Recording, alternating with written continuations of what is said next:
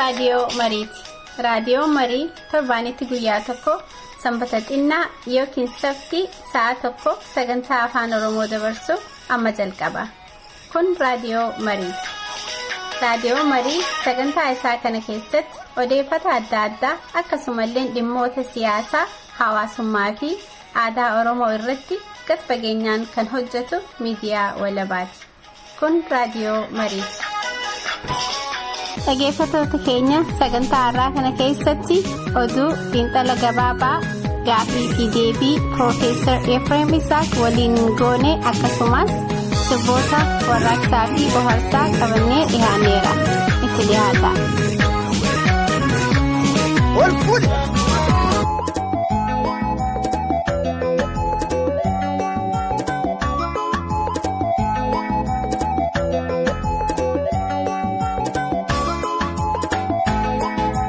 Dhaggeeffattoota keenya kanatti aansinee oduu sin dhageessifna. Dhaaboliin Oromoo maqaa dhahatanii mirga uummata Oromoof hojjenna jechaa jiran ofii isaanii gidduutti wal hubannaa uumanii sagalee tokkoon dubbachaa kaayyoo tokkoof qabsaa'uu hanga hin dandeenyetti Oromoo bakka bu'an sanaafuu humna ta'uu hin danda'an.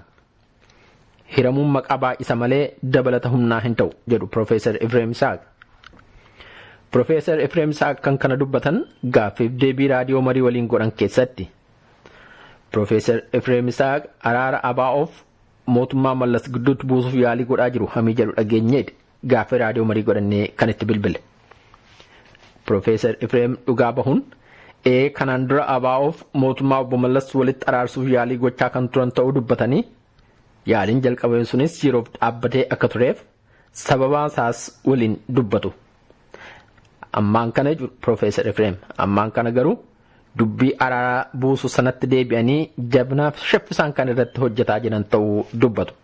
ABO'f obbo Mallas walitti araarsuu qofa osoo hin taane jedhu gama Oromootti dhaabolee Oromoo bakka 3-4tti faffaca'anillee walitti fiduuf yaalii akka godhaa jiran dubbatu Profeesar Efreem.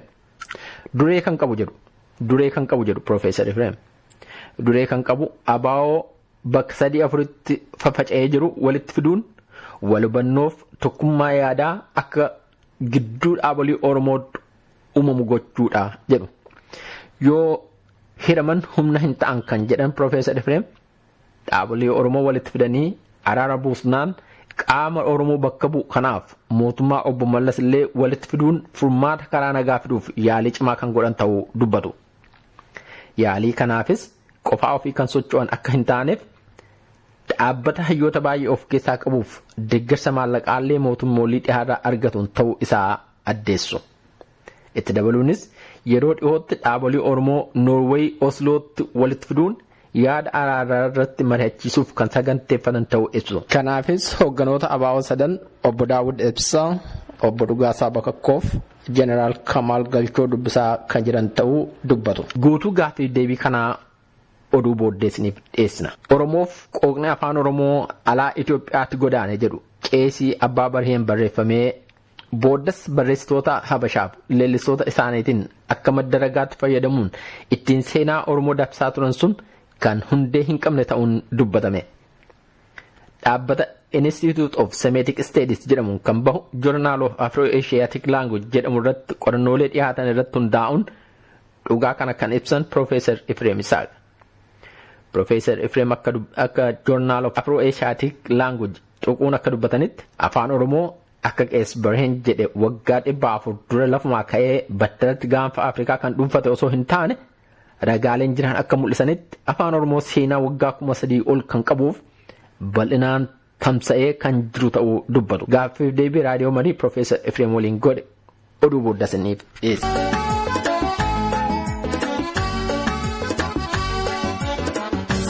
Jaalake waadirreen neeftota keetu obbo Jinna fuutee deemta bika feetu. Sona jaalake waadirreen neeftu obbo Jinna fuutee deemta bika feetu. Obturaana dabuuru fuutee na yaamu obturaana dabuuru fuutee na yaamu bikaana ninjiree kaa'olte muutu.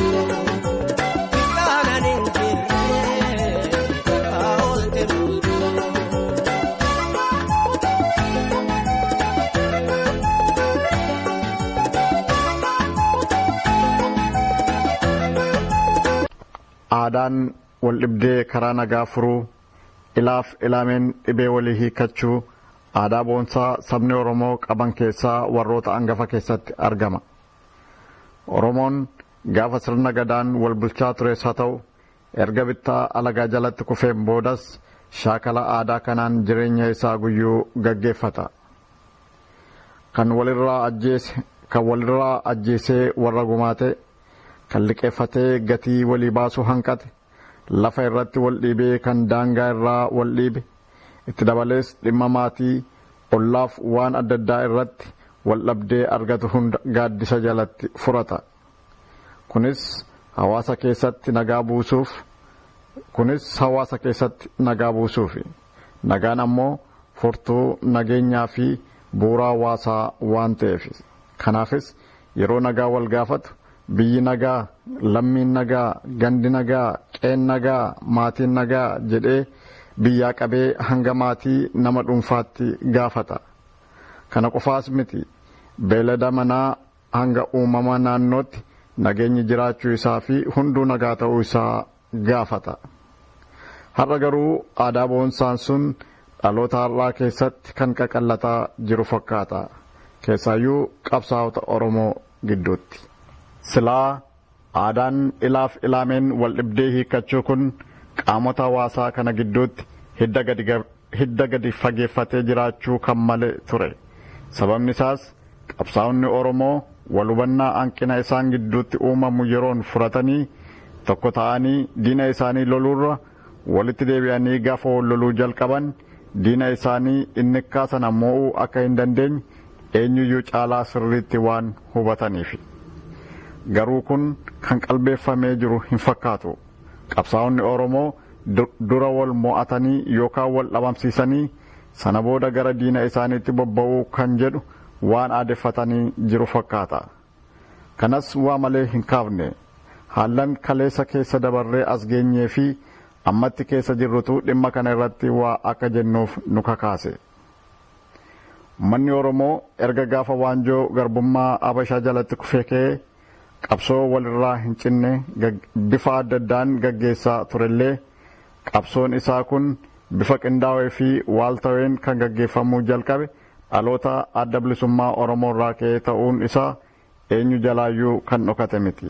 Haa ta'uyyuu malee dhaabni kun dhaloota dhalatee osoo hin bubbuliin dhibdeelee gidduu isaatti yeroo adda addaatti uumame hanga ammaatti furachuu hanqachuun bakka 3-4tti akka adda adda ba'u ta'ee jira. Kana keessattis qabsaa'onni sabaa kun bakka adda addaatti caccabuun qawwee silaa diina isaanii ittiin loluuf qabatanii jiran sana walitti galagalfachuun lubbuu qabsaa'ota Oromoo bara kana hundaatti darbee fi qabeenya bade sana seenaan hagalmeessu jennee bira dabarra.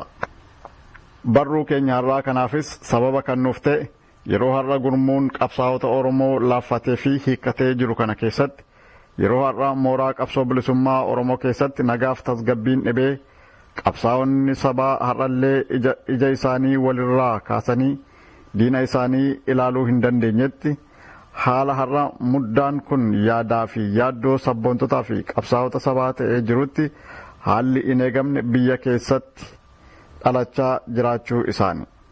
Itti dabalees yeroo ammaa kanatti qaamota abaa'oo sadan walitti araarsuuf yaalii Profeesar Efreem Isaaq gochaa jiranidha.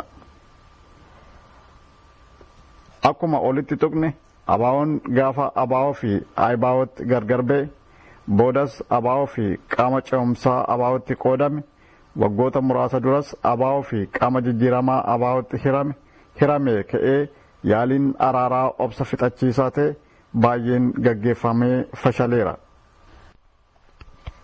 Yaadannoo kaleessaa farraa waggaa lamaan darban kana keessa addi bilisummaa Oromoo deebi'ee akka tokkoomuu fi jaarsummaan ta'aa ture sun akka milkaa'uuf hawaasni Oromoo bifa ijaaramee jiruu fi akka dhuunfaattis qaamaan walga'ees ta'e dhaamsaan araarri kun akka milkaa'uuf dhaammannaaf iyyannaa walirraa hin cinne ergachaa tureera. Waldaaleen hawaasa Oromoo, waldaaleen amantii Oromoo sadan, waldaan qorannaa Oromoo, waldaan artistoota Oromoo, waldaaleen kaa'iman Oromoo, waldaaleen maanguddoota Oromoo fi beektonni Oromoo araarri kun akka milkaa'uuf dhiibbaa isaan taasisaa turanis dhageettii dhabee haala har'a jirru kanarraan nu ga'ee jira. Har'a garuu adda bilisummaa Oromoo sadan walitti araarsuu qofaa osoo hin taane sana boodas abaa'oo tokkoome sana mootummaa Mallasaa amma aangoorra jiru waliin walitti fiduuf yaalii Profeesar Efreem Isaaq taasisaa jiru milkaa'aa jiraachuu isaatu dubbatama. Nus haala kanarraan kaanee Profeesar Efreem Isaaqiin keessummaa keenyarraa taasifannee jirra. Profeesar Efreem Isaaqis haala araaraa kan akkamitti akka jalqabaniif yeroo ammaa kanatti sadarkaa akkamiirra akka jiru nuuf ibsanii jiru.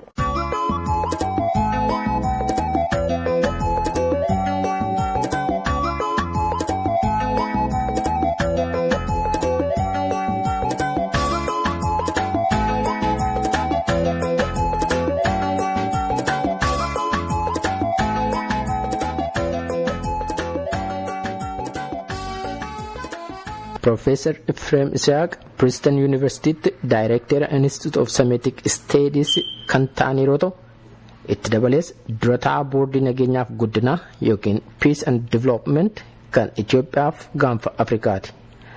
Professor Efreem qooqa 17 dubbatu afaan Oromoo dabalate.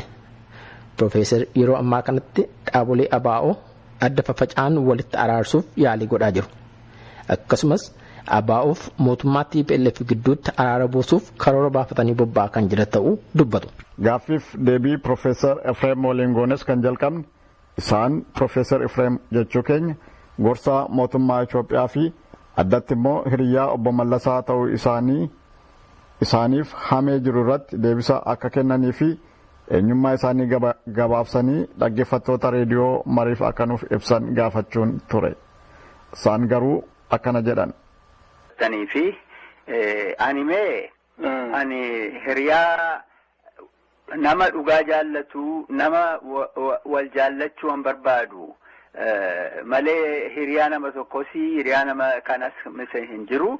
Ani akka macaafa qulqulluu keessatti jedhu nama mootummaa qabu ulfeessaa jedha.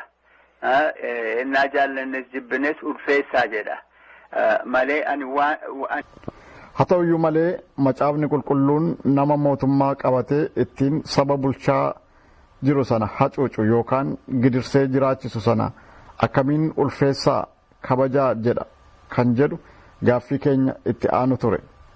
Isaanis yeroo deebisan nama biyya bulchu kabajuu jechuun waan inni jedhe guutummaatti fudhachuu jechuu akka hin taane ibsuun wal gorsuu walitti himuu itti dabalees ilaaf ilaameen aadaa boonsaa Oromoon qabu ta'uu isaa fi akka aadaa kanatti jiraachuu yookaan hojjechuu isa jedhu ibsuu isaanii ta'uu isaa akka jechuudhaan itti dabalanii nuuf ibsan. Kanumaanis gaaffii fi deebii keenyatti. Warrumti gumaa qabu iyyuu namoonni biyya Oromoo maal godhu sa'a qalanii garaacha isaa baasanii inni namni firrisaa du'e asiin qabii jedhu. Inni ajjeese inni immoo asiin qabii jedhu. Jedhanii Waaqayyoon kadhatanii walitti dubbatanii booddee walitti fichiisu. Namoonni kuni nagaadhaan walitti taa'uu wal fuudhusi jedhaniitu warri jaarsotaa natti himani. Addaan Oromoo addaa warra faranjiyyuu barsiisuun dhageenya addaa amma warri faranjii akkasiin qaban miti. Namni warra ajjeese biyya kanaati mana hidhaatti ergu malee yookiin hin ajjeesu. Namni durii immoo namni Oromoo immoo akkas godha. Sa'a qalee achi fuudhee kottaa walitti tokko ta'a jedha. Baay'ee adda gaarii qabna nuyi. Kanaafi mootummaa ulfeessi jechuun koo maaliiti? Ulfeessu jechuuni waan mootummaa jedhu hundumaa immoo fudhachuu jechuu miti. Siniifa galu. Garuu mootummaatti kuni innaa hin ta'a ta'e gaariidha. Hin ta'u immoo lakkisa nu dhagaa kun gaarii miti. Karaarraa baataniitu karaa gara biraa isin barbaachisa jedhanii immoo gorsuun immoo hinda Danda'a. Gaariidha galatooma Profeesar erga waa'ee aadaa kaastanii dhuguma uummata keenya aadaa araara buusuu fi wal dhibdee jaarsummaan furuu aadaa gaarii uummata qabuudha. Aadaa sanaan immoo barumsa baranee yookaan modern education with focus on conflict resolution walitti dabalachuudhaan qaamota wal dhaban walitti araarsaa jirtu isin.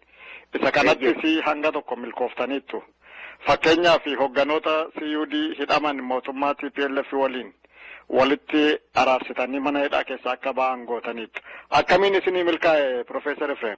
Nuyi mee waggaanuma jabana duula baay'eetu jire miti gara 80 faa kana. Egaa namoonni tokko gaaf tokko wal argineetu warri international community'n kuni reconciliation negotiationii goona walitti araarsina jedhaniitu baay'ee yaadanii turani warri United Nations warri mootummaan Ameerikaas jennaani gaaf tokko namoonni biyya keenyaa tokko walitti qabanneetu nuyi biyya keenyaati jaarsota jedhu jaarsoti kun walitti qabaniitu araaraa jedhu jenneetu jalqabne kana waggaa 1989 jalqabne har'a kuni 99 waggaa 25 jaala yeroo sana jalqabne yaanni kenna maali nuyi warri Afrikaa han ta'e kuni adda baay'ee qaba adda nagaa sama hin qaba jenneetu walitti qabamne nama 9 taana akka maabara wayii ijaarrattanii eegee dhaabne ad hoc pace committee jennee dhaabne. Okay. Na gaal tokko walitti galganne walitti argamneetu biyya addana Princetonitti dhufnee walitti kadhoota koonne nu keessa immoo kiristaanis jira islaamis jira warri gara biraas jira dubartiinis jirti egaa maqaa isaanii isinii jechuudhaaf nan danda'a. Yaa warra biyya isaati gaa warri kun namoota eessaati warri kun? Namoonni kun nama biyya keenyaati. Egaa eenyu isaan kuni tokko Dr. Murgeetaa Ittafaa jedhama. Tokko Dr. Aster Gabramariam Amantee jedhamti. Tokko Dr. Ahmad Mo'on jedhama. Tokko Dr. Tilahun Bayyanaa jedhama. Tokko Dr. Ali Sillaasee Balaay jedhama. Tokko Professor Abbaayinee jedhama. Tokko Kaasaahun Bisiraat jedhama. Tokko Dr. Yaaqoob Alamaariyaam jechuuni nu keessa Amaarris jira, Tigrees jira, Oromoonis jira, Kiristiyaanis jira, Islaamis jira jennee walitti qabamnee nu jaarsu namoonni kun immoo jabana durii yeroo guddaa han qaban turanii. Akka amma Dr. Ali Sillaasee Balaay jedhamanii duruu agriculture college presidentii turani. Dr. Ahmad Mo'een warra xeenaa xibbaqaa waannaa direkteerii turani. Egaa jechuun kan hunduma isaa jennaani ani immoo ati marcuma fudhadhuu naan jedhani. Marcuma fudhadhu jechuuni. Jennaani ani immoo chairmaniin ta'e jalqabne yeroo sanayyuu yommuu namoonni keenya biyya duulaa jiranii warri TPLF warri OLF warri EDU warri EPRP Me'isoon kan jedhamu kana hundumaatti caafnee isaanitti dubbanneetu hojii kana jalqabne. Kana jalqabnaan Waaqayyo galatoomu baay'ee namoonni tokko kun gaariidha jedhanii warrumti duulaan jiranii obbo Mallasin naas ta'anii isaanis immoo kun gaariidha isin dhageenya nu gorsaa jedhanii jalqabne. Kana jennaan egaa yommuu duulli dhufee immoo 1991tti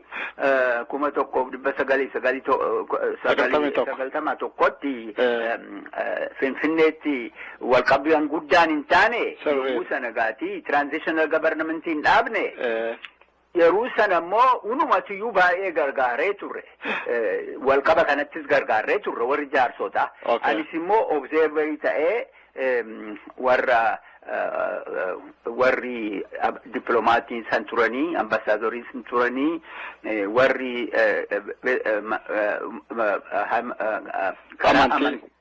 abbootii amantii amantii warri kiristiyaanis islaamis jiranii achi teenyee observarii turre yommuu inni dhufee ani immoo yeroo sana ka'eenii gorsi jennaanii afaan Amaaraatiin Taamiraat Laayinee kan jedhami amma isinii har'a walitti qabtan kuni anatti Taamiraat Laayineedhaan jedhe jechuun ija koo keessatti akka abjuuti akka abjuu jechuudha.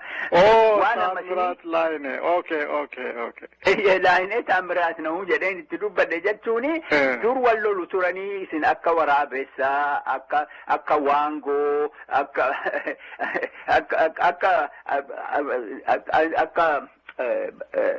warra caakkaa ta'an kana isaan akka isaanii wal lolaa turtanii amma immoo walitti qabatanii nagaa goona jechuun ija kootti kun abjuudhaan jedhe ija kootti gaariidha jedheen dubbadhe kana booddee warri obbo Mallasis obbo Saayyaasis yeroo sana obbo Leencoos isaanis egaa achi duranii obbo Galaasaas hundumaa Oromoo wal arginee dubbannee maal hojjenna gaanuu egaa amma ad hoc PT committee kan jennee kan jalqabne kuni Gama hojii keenya fitneerraa jennaani lakkisaa hojii keessan hin fitnanii akkuma jettanii yommuu dubbattanii nagaani akka biqilaati. Biqila yookiin hin dhaabuu garuu bishaan barbaachisaa aduu barbaachisaa guddachuu barbaachisa. Kana guddachuudhaaf immoo nu gargaaruu hin dandeessu jennaani Finfinneetti biiroo dhaabnee ad hoc PT committee jennee si'a tokko warri Swiidiniis warri Jarmaniis nu gargaaranii baay'ee warra amantiis hundumaa walitti qabnee gaaf tokko 1992dha 93dha kadhata goonnee namoota baay'eetu dhufe biyyuma jaarsota moo biyya Harargees Finfinnee biyya Afariis Finfinnee biyya Wallaggaatiis dhufanii biyya hundumaatii naanna'anii jaarsonni baay'ee walitti qaban baay'ee nama gaddisiisa akkasitti jalqabne kana hojii kana jennaani yeroo tokko jalqaba Dr. Haile Sillaasee booddee Dr. Yaaqoob booddee Dr. Mulugeetaa booddee Mataa Baqqalaa jedhaniitu biiroo kana Finfinneetti daayirektii godhu turani. Utuu kana godhanii warri gaatii amma isin jettan 2005tti 2005tti yommuun wal rakkoon kun yommuu ka'e natti bilbilsanii turani. Gaa jennaan ammumayyuu jaarsota barbaachisa. Jaarsota jennaani jaarsota baay'ee ta'aniiti jalqabani.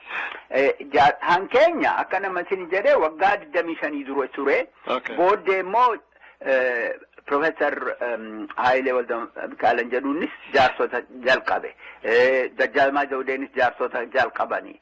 Jaarsota gruupii 3-4 ta'anitu mootummaadhaa fi warra CUD kana warra Qinijjitii kana walitti dhiyeessan jedhanii ka'anii jennaani ta'uu dide jennaani ani immoo addanaa ka'ee Finfinnee dhaqee kottaa kun waan hin taane nuyi gargar baane United we stand, divide we fall jedhu afaan faranjiidhaani.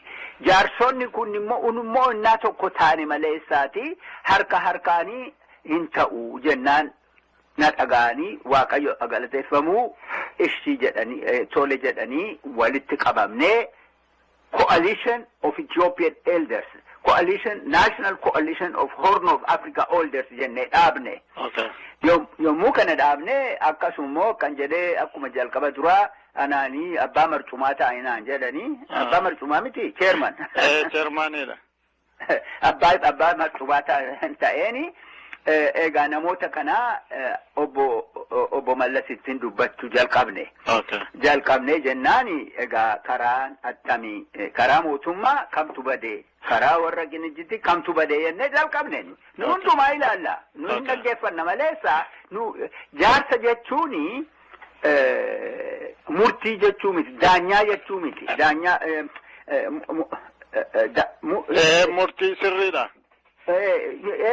Nuyi judgmentiin baasnu nuyi jaarsa jechuuni dhaggeeffatee utuu akkas ta'ee hin toluyi karaa kana jedheetu gorsa kenna maleessaati jaarsi amma sittanima kunis immoo oda Oromoo keessatti waan tokkoon isin dhaga'e isinitti himaati.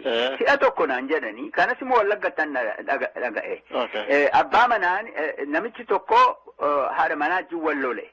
Jennaani warri jaarsotaa dhufanii abbaa manaanii maali jennaani inni akkasii kun rakkoo kana jennaani situ balleessa jedhanii isa konvinsii godhani.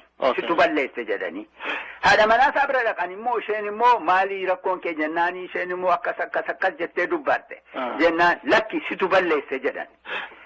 Booda yommuu lachuun isaanii walitti fidanii anatu balleessa jedhanii fiigu lachuun isaanii. Dhiifama ol gaafatan. Yaadi kuni. Sirriidha. Kana kun biyya Oromootti an dhagaye dubbii kana. Jechuuni jaarsa jechuuni murtii godhee atu balleessee ati immoo gaariidha hin jedhu. Lachuunuma dhaggeeffate yoo danda'ame immoo lachuuyyuu unis balleessa jechuun hin godha. Kana egaa warri mootummaas immoo yommuu sana caafa tokko nutti kennanii nuyi yommuu demonstration dubbiin kan bade jira. Egaa isas immoo ilaaluutti jirra. Marammarruutti jirraa nuun jedhani. Jennaan garam ani immoo mana hidhaa dhaqeen immoo namoota warra kaanii isaanis immoo isin immoo maal jettuu jennaani yeroo baay'ee nu fudhate waggaa tokko caalaa nu fudhate. Deddeebi'ee booyyee egaa jaarsa jechuun anatu balleessee qixxaanaa godhaa anatu balleessee jedha. Karaanuma mootummaas immoo kan bade ture karaanuma namoota kanaas kan bade ture jechuun akkana jedhee namni yommuu yiqirtaa kadhatu nama waaqayyoo ta'a. Han kennus immoo akkasuma nama waaqayyooti ta'a. Jechuuni egaa nuyi akkas gooneetu jalqabnee jeeni amma oduu isaan isinitti maleessa yeroo baay'isee Hubadheera yeroo isaa tureera background gaarii nuu laattan duddubbee gaarii nuu laattan galatooma Profeesar Efreem yeroo sanatti abaa'oo fi mootummaas walitti araarsuuf yaalii gootanii turtamini akkamitti isin jalaati kashafe? Inni kam? Adda bilisummaa Oromoo fi mootummaa wayyaanee walitti araarsuuf yaalii gootanii turre yeroo sana.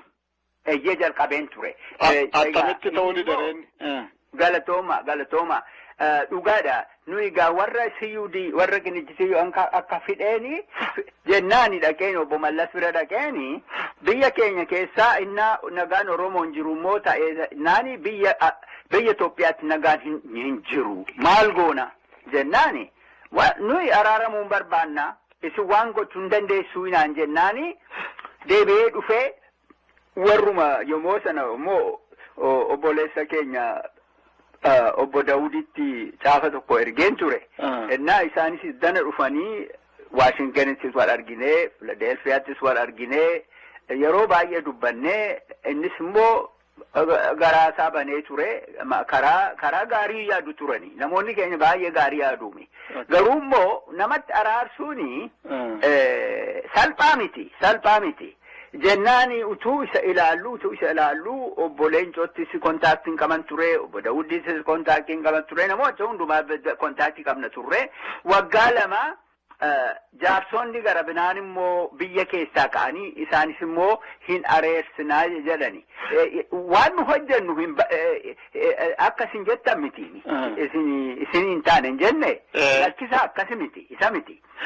Utuudhuma nu hojjennu warri jaarsota biyyaa immoo dhufanii warruma Daawuditti caafnaani warri Daawud immoo natti waraqata ergee isin waan hojjettanii isin galateeffannaa baay'ee hojjettu isin inumti warrumti keessaniyyuu sakrifaasii Oromoof godhaniiru miti. Amma immoo biyyaatii immoo jaarsonni tokko nutti caafaniiri nutti ergaa nutti erganiiru waan isaan godhu immoo hin ilaalla. Yommuu isa ilaallee booddee isinitti deebite innaa waraqata naa cefnaani. Aloo na dhageessu miti? Dhagaan jira. Jennaani ishii jennee nu immoo yusi nagaa gochuu barbaanna malee akka farda gaangoo wuddidiri maal jedhu ishee. Dorgommii. akka feega akka fardi isin farrarra ta'aniitu fiigu miti. Sirriidha. Sirri nuyi isa miti nuyi nagaanuma barbaanna nagaani farrarra saaya dhufuu gaangootti isa dhufuu harreetti isa dhufuu nagaadhuma isa barbaachisa maleessa jennaani nuyi egaa warri jalqaban kun immoo maal isaan godhan hin ilaalla jenneetu gara boodeetti hafne maleessa no nuyi dhuma isaan geenye isinii akkana misiniin jedhee waggaa 50 kan najjootii bahee. No, lakkisaa hubachaan jira gaaffii dhuguma hubachaan jira akka gaariitti naa gala. Waan amman jedhu nuyi waljaan qabne suni failing goone. No. Failing goone jechuudha isaantu. Lakkisaa warri jaarsoti gara biraa dhufnaani isaaniif balbala baasne. Jechuuni nuyi gara booddeshi teenyeetu egaa isaan hojjedhaa jennee isaanitti dhiisne. Kan isaan immoo akkam ta'e yeroo sanatti akkamitti fiixa boodadha? Egaa warruma Oromoota keenyaa gaafadhaa. Egaa karaa isaaniis immoo waggaa tokko moo waggaa 2 hojjetan natti fakkaata. Gaarii. Egaa karaa isaaniis immoo waan fixan natti fakkaatu jennaani booddee deebi'eeni karaan Obbo Mallasiinis immoo Obbo Daawudiinis immoo egaa akkasin jettani warri jaarsota biyya keessaa jiranii yommuu fixanii isinitti deebina jennaani kunooti egaa warri jaarsota biyyaa immoo waan fixan nutti fakkaata amma moo keessa deebinaa jennaan ishiinuun jedhan egaa namoonni keenya. Ishi jennaan immoo waggaa sadarbe keessa immoo deebineetu itti galle.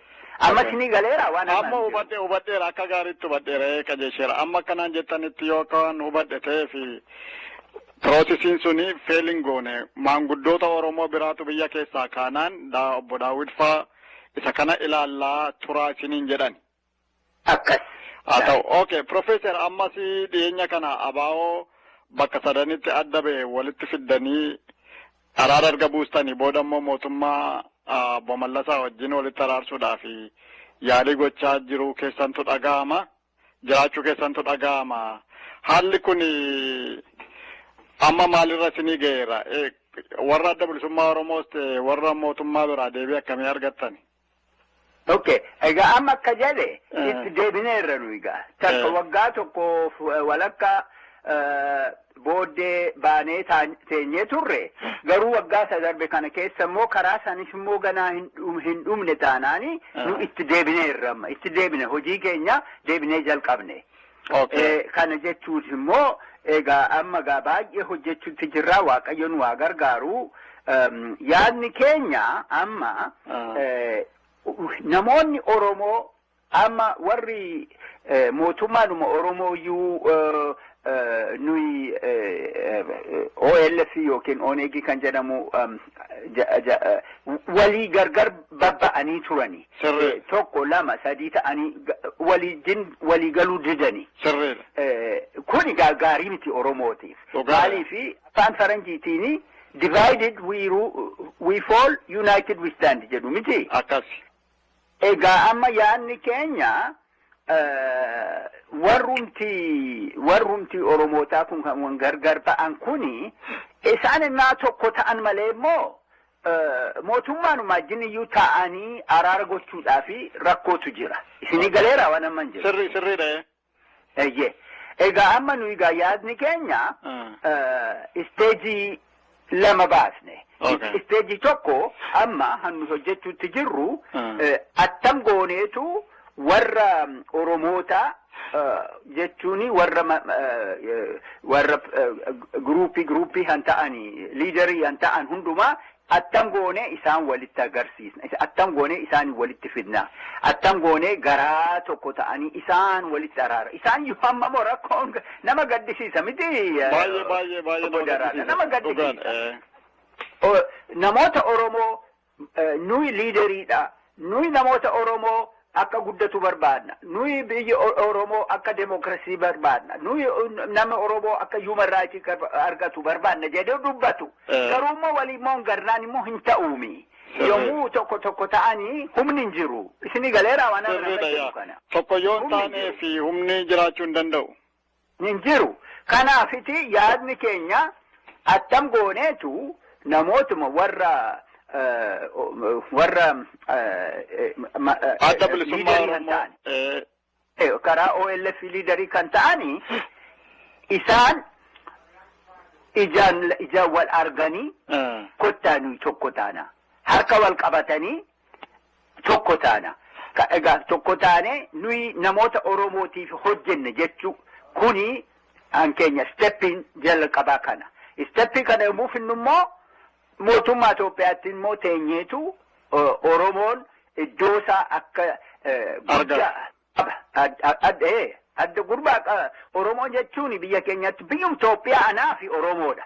Maaliif jalqamoo ani taa oduu jalqabaa taarikii durii jamaareera miti. Dhugaa han ilaalee amma nuyi Institute of Semitic Study kan jedhamu Journal of Afro-Asiatic Language kan jedhu baanna. Journal of Afro-Asiatic Language maal godhaa? Afaan biyya durii biyya Horn of Africa kan jiru hundumaa scholarly an ta'anitu isa baruutti jiru hin baasnas hennaa kana ilaalle Oromoon amma namichi tokko Baahiree kan jedhamu waggaa 400 dura Oromoonii addanaatii addana dhufe jedhamiti. Oromooniin dhufne jira yeroodhuma hundumaa ture biyya Itoophiyaa keessa.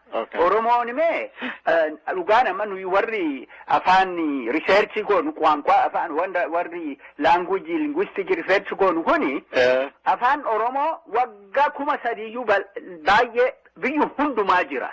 Malee waggaa 4 dura all of a sudden iddoo tokko ka'ee biyya Itoophiyaa hundumaa ga'ee jechuun. Hin danda'amu. Mee gara gaaffii kootiin isin deebisa Profeesar amma qunnamtaniittu isin adda bilisummaa Oromoo hogganoota isaanii sadaniyyuu argitanii asofsiistanii? Egaati nuyi karaarra jirra. Tokkoon dubbachuun na jirra tokkoon hin dubbanna. Egaa yoo Waaqayyo nu gargaare unigaati alaamaan keenya akka hundumtuu akka tokko taanu. Akka tokko taanee wal arqabnee jabaannee booddee namoonni biyya Oromoos immoo akka gammadu barbaanna. Kana booddee immoo gaa warra mootummaa wajjin immoo taa'anii akka nagaa godhanii ani abdiin koo waggaata dhufu kana keessa warrumti Oromoo liidarsii kan ta'an hundumtuu ija isaanii bananii gurra isaanii bananii nuyi tokko taana walijin harka farqabannee namoota tokkummaadhaan immoo gara fuulduraatti adeemna jedhanii akka godhanii abdii qabna. Abdii guddaa qabna. Namoonni biyya Ameerikaas namoonni biyya Noorwees isin gargaarra jedhanii nu bukkee dhaabataniiru. Hubadheera Profeesar an kan inni isin gaafadhe hogganoota adda bilisummaa Oromoo sadanuu kana qunnamtanii tole isiniin jedhaniiru jechuukooti. Dubbachuutti jirre tole jechuuni hin dubbanne jedhanii tole jennaa egaa warri nu gargaaran kun egaa amma nu yaada egaa diiteelii gichaa kee diiteelii keessa lixu garuu amma abaa'oo obbo Daawwittu jira abaa'oo obbo Galaasaa Faanii obbo Dhugaasaan hoogganamu jira abaa'oo Jeneraal Kamaaliin hoogganamu jira namoota kana qunnamtanii toleen araaramna walitti dhufna jedhaniiruun jedhan gaaffiin koo. Korspondi gochuu jiru. Hundumtuu waggaa ja'a egaa yaada guddaa qabna waggaa isa dhufu kana keessayyuu walitti qabamaadhaa fi ishii tole jedhaniiru garuu amma yeroo kana bona kana keessa hojii baay'eetu hojjetu yoo Waaqayyo jedhee gara Oslootti walitti qabnee hundumtuu achi akka dhufanii fi abdiinuu kennaniiru. Tole jedhaniiru jechuudha adda bilisummaa Oromoo sadaniyyuu Oslootti ol ga'anii yaada kana walii wajjin haasa'uudhaaf booda immoo yoo kan isaanii fixatan mootummaa Itoophiyaa wajjin nagaadhaan rakkoo jiru furuudhaaf tole jedhaniiru jechuudha. Egaa amma egaa pilaaniin keenya kana tole jedhaniiru gaati egaa yommuu warri nu gargaaran kun immoo gaati akkas hin beektanii egaa isaan pilaanii iddoo kana akkas ta'a kan gargaarra jedhanii isaanis immoo yeroo fudhata isaan eegurra jilla malee karaa namoota keenya balbala nu bananiiru. Balbala bananii tole jedhaniiru jechuudha. balbala nu bananiiru. Yoo Waaqayyo jedhee. Mee ituni waan qulqulleeffachuu kan hin barbaade dura maanguddoota Oromootu biyya keessaa ka'anii waan kana jalqabanii jennaan nuti dhaabneetan isin amma akkamitti jalqabdan isintu gaafate moo isaantu isin gaafate? No, akkan jedhe nuyi hin irraanfatina gaafa warri Kinijizii ba'anii dhaqeenii obbo Mallasitti duri'anii namoota warra Oromoo keenya ammoo warruma ala jiranii nagaa jennaani obbo Daawudis dubbadheen ture jedhee miti. Akkas jettan. Waggaadhuma lamaa fi warra jaarsota biyyaatii fi isaan ulfeessineetu keessaa baanee taanee turre. Amma akkamitti deebitaniidha?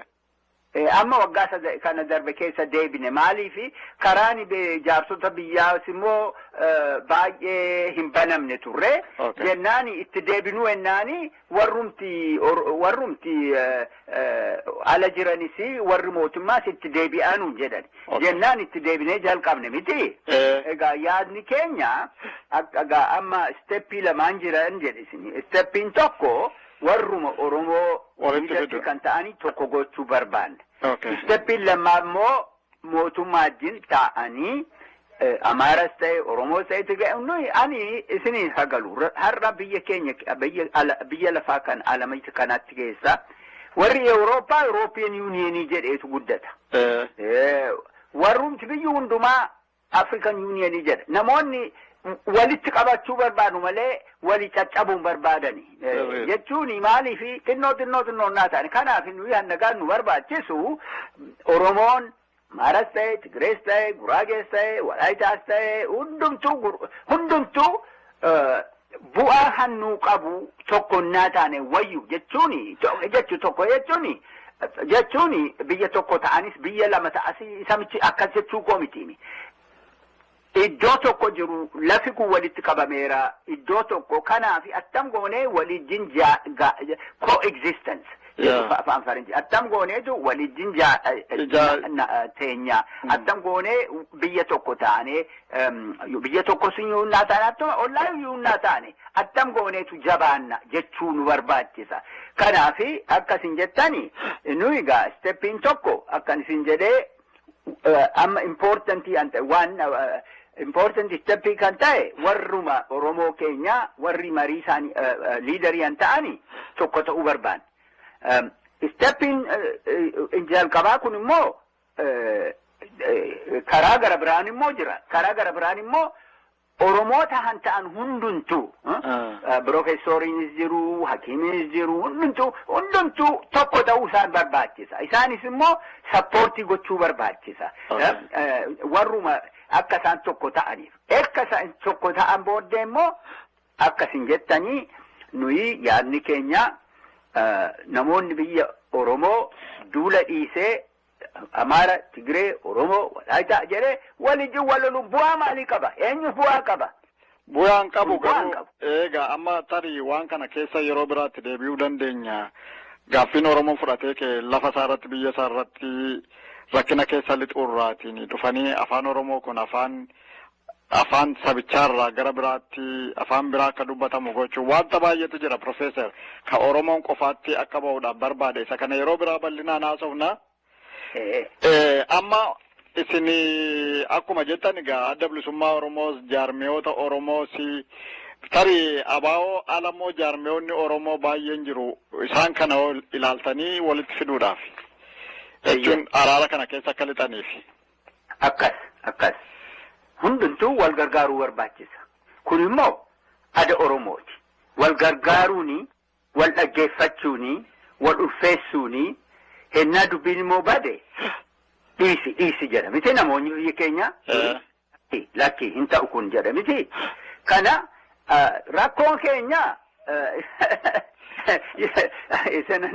rakkoon keenya namoonni warrumti liidarii Oromoo ta'an fa'anii macaafa isaan dubbisanii macaafa Maarksii dubbatu, macaafa Machiavelli dubbatu. Macaafa Hobbesii dubbatu, macaafa warra Faranjii dubbatu. Utuu xiqqoo immoo oda Oromootti immoo rifeensi godhanii utuu ulfeessaniiti rakkoon hin jiru. Maal jechuuti macaafonni unis immoo filoosofii tabaarreera. Filoosofii warri akkasii warri maarksii hundumtuu humnaan deemu akkuma Machiavellis kunis humnaan deemu. An Oromoo garuu humnaan miti. Humna waaqayyootiin deemu isaan immoo. Kanamee amma gaa warri liidarii ta'an kuni hannu barbaannu jaarsa jennee hangalle nuyi akka United Nations negotiation miti, akka European Union negotiation miti, akka mootummaa Ameerikaa negotiation miti. Nuyi akkuma nama biyya keenya muka jala teenye wajjin wal iraarree wal ulfeessine akkuma adda Oromootu barne nagaan hin dhufu. Ani kan akkasa jedhee garaa kootiin nan amana. Maaliifi ani ijoollummaa keenyatti iyyuu akkan argee Najjoottis, Boojjiittis, Mandiittis, naannoo keenyatti kan argee yeroo baay'ee namoonni muka maal hojjetu wal araarsu. Warra ajjeesu wal araarsu. Nama wal araarsu. Kuni egaa amma nuyi alternatiivii lama qabna. Yookiin akka faranjootaa akka Marxismii akka United Nations negotiation formally taane xarabeezaarra teenyeetu dubbanna. Kun alternatiivii tokko. Alternatiivii lama immoo nuyi Oromoodha. Oromoon tokko ta'uu barbaadna jenna immoo kara let's examine let's look at the Oromo tradition. Jechuuni Oromo traditionitti beesii goona nuyi. Karaan keenya nu barbaannu Oromo traditionitti beesii goonee nagaa gochuu barbaadna. Kanannaa isa goone immoo odan Oromoo immoo oda jaallataati. Oda araaraati. Oda ulfeessaati. Oda dabooti. Oda dabooti. Jechuuni cooperation, love, respect jenna jechuudha. Profeesar mee amma immoo gara gaaffii biraattis hin dabarsa. Yeroo ammaa kanatti biyya Itoophiyaa keessatti keessumaa karaa warra amantii Islaamaa hiriirri nagaa adda addaa ba'amaa jira. Irra darbee immoo lubbuu namaallee balleessaa jira. Isinimee akka hayyuu tokkottis ta'e nama mootummaa kana wajjin wal quunnamu tokkotti dubbiin kun nagaan akka dhumu yaalii gootaniittu? Jirra nuyi gaamma gaamu jechuudha. Hubadheera Profeesar, amma gaaffii lamaan tokkotu naa hafa.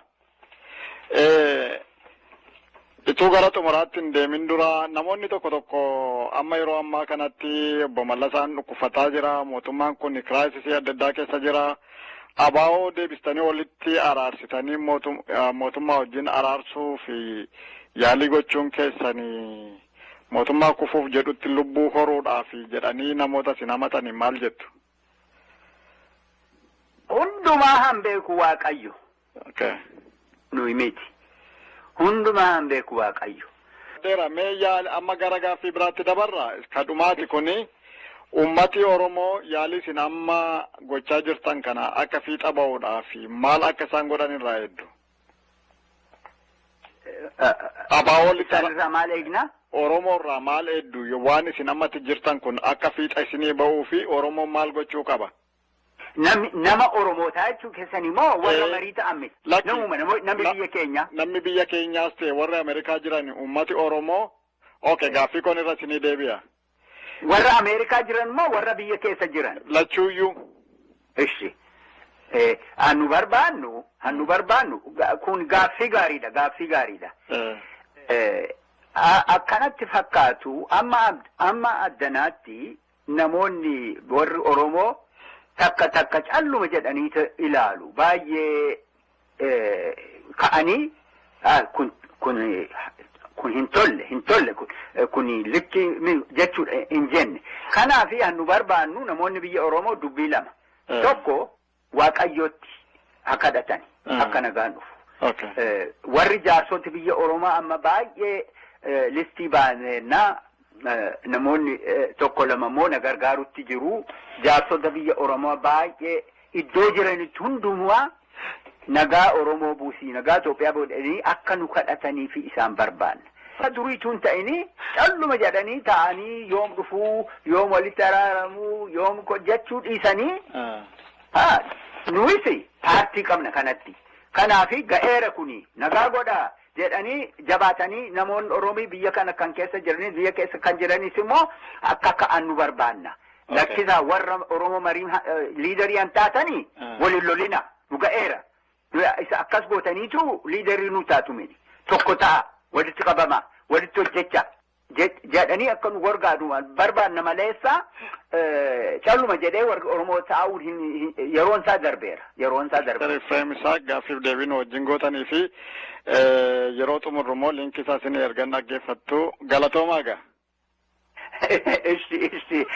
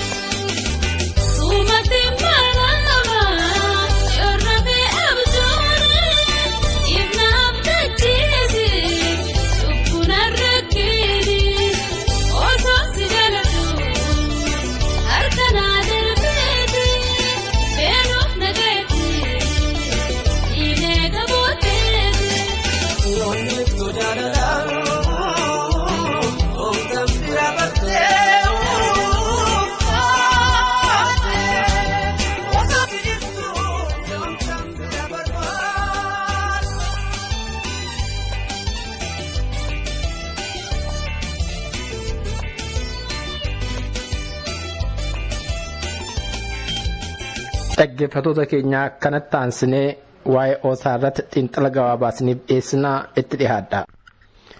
Utuu cunqursaaf roorroon hammaatee Piroofeesaroota Oromoo biyya irraa hin godaansifne ta'e sila Oosaan yookiin waldaan qorannoo Oromoo konfereensii isaa Yuunivarsiitii Finfinnee, Yuunivarsiitii Adaamaa, Yuunivarsiitii Harommaa yookiin Yuunivarsiitii Jimmaa keessatti geggeeffata ture. Utuu konfereensiin Oosaa biyya keessatti taatee silaa bu'aan inni buusu guddaa ture. Silaa kun jijjiirraa sammuuf bu'aa qabsoof qabu hedduu qaba ture. Haa ta'u garuu ammas wanti ala kanatti hojjetamu aluma kanatti hafaa miti. Qorannooleen dhiyaataniif ijoon dubbii irra gahamee karaa Journal of Oromo Studies yookiin Proceeding Conferences qophaa'amee maxxanfama. Kitaaboleen kuniif biroon illee laayibireerii fi yuunivarsiitii biyyattiitti argamanitti ergamu. Akkasumas teekinooloojii ammayyaatti maahii bahuun qorannoon dhiyaatan kun akka barattoota Oromoo gahan gochuun ni yaalama. Kun yoo ta'e jijjiirama sammuuf qabsoof godhu gumaacha guddaa ta'a jechuudha. Kana kan dubbatan jalbultii konfereensii Oosaa dhuma torban darbeetti ta'e waa'ee godhachuun pirezidaantii Oosaa duraanii Dr. Hamza Abdulzaziq waliin gaaffiif deebii gonee keessatti ture. Gaaffiif deebii sana sagantaa darbeetti dhiyeessuun keenya ni yaadatama. Egaa akkuma beekamu waldaan qorannoo Oromoo yookiin Oosaan beektota Oromoof Oromoo hin ta'in garuu waa'ee Oromoof Oromiyaa qorataniin waggaa 26 dura waa'ee Oromoo qoratee addunyaatti beeksisuuf dhaabbate. Waldaa gurmuu hayyoota Oromoo jechuudha.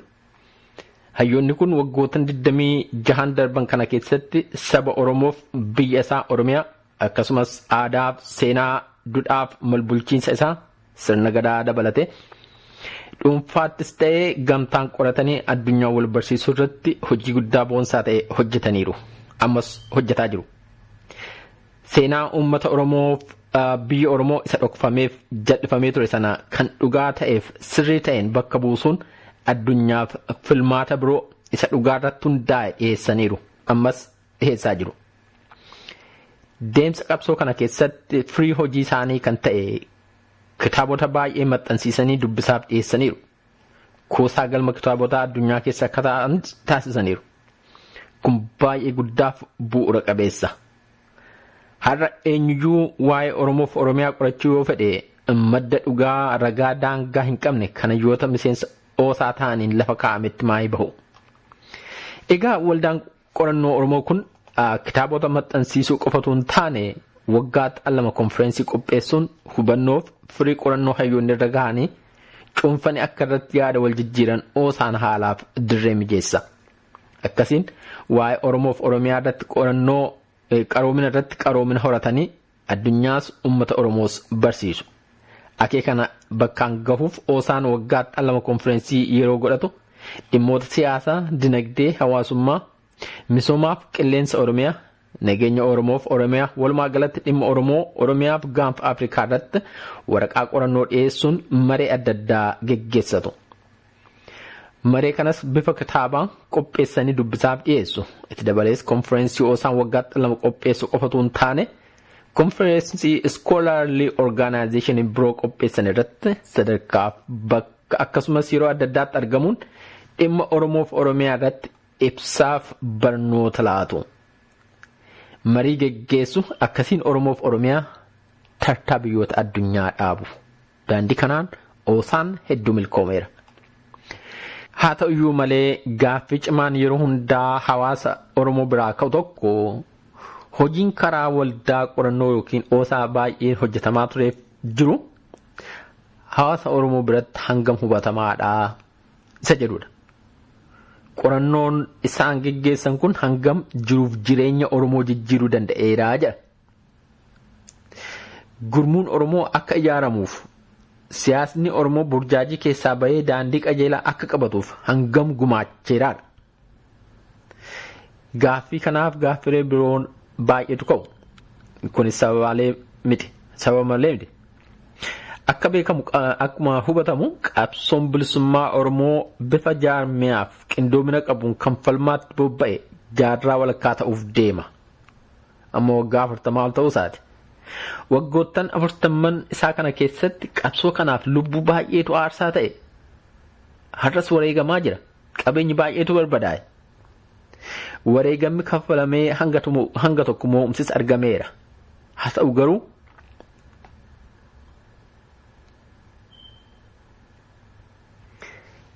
Haa ta'u garuu kaayyoon uummanni keenya baroota dheeraaf itti qabsaa'aa ture har'allee itti qabsaa'aa jiru galii hin gahin jira.